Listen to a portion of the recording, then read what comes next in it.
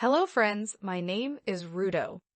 I invite you into the mesmerizing world of African stories, where the rich tapestry of Africa comes alive through timeless folk tales. Subscribe to our channel. There are exciting stories ahead, and here we go. She started doing things that Leo didn't understand. This new game was completely different from the ones he played with his friends at school. Leo was only 10 years old and in primary school. He loved playing basketball and reading adventure books. However, most of the time, he returned to an empty house because his parents were always at work. Mr. and Mrs. Harris ran a large store at the local market. They worked hard every day to earn money and provide Leo with a good life. The school bus dropped Leo off at home around 3 p.m. every day, and he stayed alone until 6 p.m. when his mother returned from the market. He complained one evening, "I'm so bored staying here all alone." "We're sorry, Leo. It's only for 3 hours," his mother said. "We have to work hard to pay for your school fees and other needs."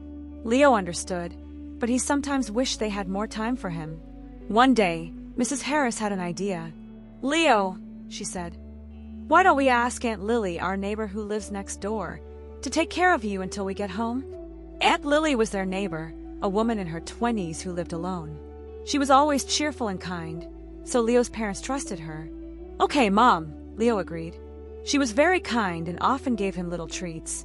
With his approval, Leo began staying at Aunt Lily's house whenever he returned from school. Aunt Lily's house was small but clean.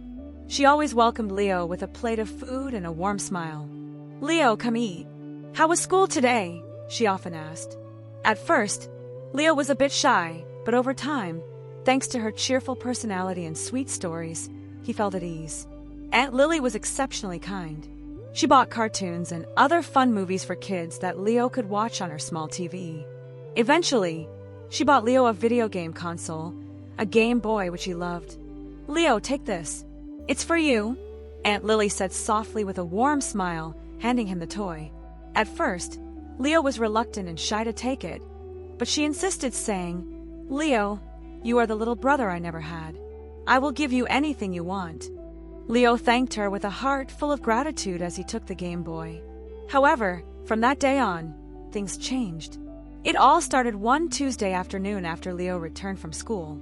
While he was with Aunt Lily, she suggested teaching him a new game. "This game is just for the two of us, Leo. No one else is allowed to play it or know about it," she said softly, almost in a whisper. But Leo did not understand the game at all. Aunt Lily made him see and do things way beyond his time. She guided his hand to explore her body, which greatly confused Leo. Even more confusing for Leo were the sounds Aunt Lily made and her expressions while playing this supposed game. Meanwhile, he interrupted her, saying, "Aunt, I don't like this game." An expression of worry and trauma masked his face. "Don't worry, Leo. With time, you will come to enjoy this game," Aunt Lily assured him. Little by little, this secret little game became a daily routine. A routine that Leo, despite being young, tender, and too naive, never really understood. He never understood the look of excitement or pleasure that Aunt Lily had every time they played this so-called game. Over time, Leo began to dread going to Aunt Lily's house. He stayed long hours at school after the closing bell before going home. On days like Friday, when school closed earlier than usual, he dragged his feet slowly on the road, hoping to get home late. One day, after another session of the game with Aunt Lily, Leo felt an urgent need to tell his parents, but he was afraid. He couldn't explain why he was afraid or felt reluctant to tell them, but he just had that feeling. Finally, that evening, Leo approached his mother in the kitchen. "Mom, I want to tell you something," he began in a slow voice, almost in a whisper. "What is it, Leo?" Mrs. Harris asked, impatience evident in her response as she quickly turned her head from the kitchen sink. "Mom, it's about Aunt Lily." Before he could continue, Mrs. Harris interrupted him midway. Leo, how many times have I called your name?" she asked with annoyance on her face. "Leo, your father and I work hard and tirelessly to provide you with the best life we can afford. I know we are not always there for you, but Aunt Lily helps us fill that void for now. Don't worry, you will come to love her, and the two of you will become friends," Mrs. Harris stated, patting her son's head. "But Mom, no buts, Leo," Mrs. Harris interrupted. "Now go back to your room and do your homework, and don't talk about this issue anymore." "Yes, Mom," Leo sadly replied, turning around and walking out of the kitchen. That night, Leo sat in his room, crying silently because no one wanted to listen to him. He didn't understand what Aunt Lily was doing to him, and now even his own parents had no time for him. But he didn't know that his problems were just beginning. The next morning, when Leo woke up from his sleep, he realized he had urinated on the bed. Leo was shocked and tense at the same time. He had stopped wetting the bed since he was very little, and besides, he hadn't drunk too much water the night before to justify it. Could this be due to the game Aunt Lily plays with me? Leo thought, recalling his memories. Worse still, he couldn't tell his parents for fear that his mother would beat him. She was a strict disciplinarian. Nevertheless, Leo managed to hide the mattress and change clothes before anyone noticed, but this bedwetting problem persisted and continued for days. His parents were too busy to notice, but Leo knew something was wrong. One day, after returning from school, Leo headed straight to Aunt Lily's house as usual. Aunt Lily was happy to see him and welcomed him with a plate of rice and juice.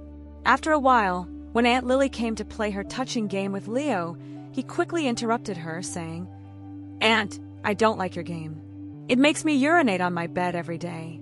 I don't think I feel well." Aunt Lily's expression changed immediately. For a minute, she looked like she was deep in thought, trying to understand what she had just heard. Then suddenly, she displayed a slight smile, moved closer to Leo reassuringly and said, "Don't worry, Leo. You will be just fine. It is quite normal for boys your age to wet their beds. You will outgrow it." But this did not comfort Leo at all. He couldn't explain everything that had been happening since he started this new game with Aunt Lily. He always felt unusually very anxious whenever he entered her house. His heart beat faster than usual, and he could feel the beats in his chest. He wished so much that his parents would start coming home from work earlier, so he could stop experiencing all this. Soon, it began to affect his attention at school. Leo, who was one of the bright students in the class, could no longer concentrate on his assignments. He no longer enjoyed playing like before. While his friends played on the school field during recess, Leo sat in a corner, lost in his thoughts, with images of Aunt Lily's body flashing in his mind. His class teacher soon noticed this new behavior in Leo. Mrs. Thompson was a loving and easy-to-understand teacher. All the students and pupils loved her for her cheerful side and kindness. But a particular skill of Mrs. Thompson was her gift of observation. Mrs. Thompson could easily tell when a student felt unwell or just had a change in mood. This singular skill allowed her to easily associate with the students. Mrs. Thompson had been observing Leo for a while and knew very well that something was wrong. He was once a joyful and lively boy. Now he was mostly distracted and gloomy. After teaching in class one day, she asked Leo to wait behind and see her at her desk. "Leo, is something wrong? You look lost these days," Mrs. Thompson said as Leo stood before her desk, his head bowed in shame. He wondered whether to tell Mrs. Thompson or not. He tried to speak, but the words felt too heavy to come out. "No, ma'am, everything is fine," Leo lied after a few moments of awkward silence. "Leo, if you are facing any personal difficulties, do not hesitate to share them with me. I am your teacher. I am here to help you both educationally and otherwise," Mrs. Thompson began. Finally, she dismissed Leo, but Mrs. Thompson was not convinced. She had actually confirmed that Leo was hiding something too big that he was afraid to open up about. That day, when Leo returned home, he prayed that his parents would have returned so he wouldn't have to go to Aunt Lily's. But everything was the same. He stayed at Aunt Lily's, and as usual, she played her game. But something very strange happened this time. While playing her game, Leo noticed that his genital organ was becoming stiff and standing erect. This scared him, and he swore to open up to Mrs. Thompson the next day. The next day at school, after a lesson, he headed straight to Mrs. Thompson's desk, his head bowed to the ground in embarrassment. He began, "Ma'am, I have something to tell you." Mrs. Thompson leaned closer to pay more attention, wearing a very serious and reassuring look. Leo looked from side to side, just to ensure that no one was listening or within earshot of what he was about to say. Then he leaned closer to Mrs. Thompson and whispered in her ear, "It's Aunt Lily, our neighbor at home. She makes me do things that I can't explain." Mrs. Thompson was shocked. She paid great attention to Leo as he narrated his experience. "Leo, you did well to open up," Mrs. Thompson said with a hopeful look. "You don't have to feel bad, my boy. No one deserves to go through what you have gone through in the hands of Aunt Lily. Don't worry, I will do everything in my power to help you." For the first time in weeks, Leo felt happy that someone was listening to him and was ready to help. On the other hand, he was afraid because he didn't know what Aunt Lily's reaction would be when she found out. Mrs. Thompson quickly had a meeting with the principal and some members of the board, and they all agreed that the matter was indeed serious and needed to be addressed urgently. The school authorities summoned Mr. and Mrs. Harris to the school the very next day to discuss the new developments concerning Leo. "Has Leo gotten into trouble?" Mrs. Harris asked anxiously as she sat in the principal's office, looking very impatient. "Not quite. Please have a seat. What we are about to discuss is even worse," the principal declared as she ushered them into her office. "Mr. and Mrs. Harris, your son has revealed a sad incident concerning your neighbor, Aunt Lily. Leo said that Aunt Lily touches him every day. Were you aware of this?" "What?" Mr. Harris thundered. He clenched his fist and almost immediately stood up from his seat. Mrs. Harris was shocked to the bone marrow. Mrs. Thompson, who was also present, narrated all the evidence exactly as Leo had told her. After long deliberations and pleadings, Mr. Harris finally agreed not to take matters into his own hands, but to involve the necessary agencies involved in such crimes. That day, school closed, and Mrs. Harris herself came to the school to pick up Leo and take him home. "Leo, I am really sorry for not listening to you when you wanted to share your difficulties with me. I got carried away with work without paying attention to my own flesh and blood. Don't worry, your father and I have sorted things out. You will feel confident again," she added as a tear rolled down her face. That evening, Aunt Lily received a heavy knock on her door. When she went to check who it was, she was greeted by the stern faces of 3 police officers dressed in black and armed. They were police officers. Mr. Harris had returned with an escort of police officers, accompanied by Mrs. Thompson and the school principal. "Miss Lily, you are under arrest for child sexual assault," one of the police officers declared. "You must be mistaken. You are at the wrong house." Aunt Lily defended herself, frozen by fear, confusion, and shock. "It is better for you to remain silent, as anything you say or do will be used against you in court," the same police officer interrupted, handcuffing Aunt Lily. Meanwhile, Leo was too afraid to come out. He stayed in his room and watched the entire event unfold from his bedroom window. He heaved a huge sigh of relief as he saw Aunt Lily being put into the police van and driven away from the compound.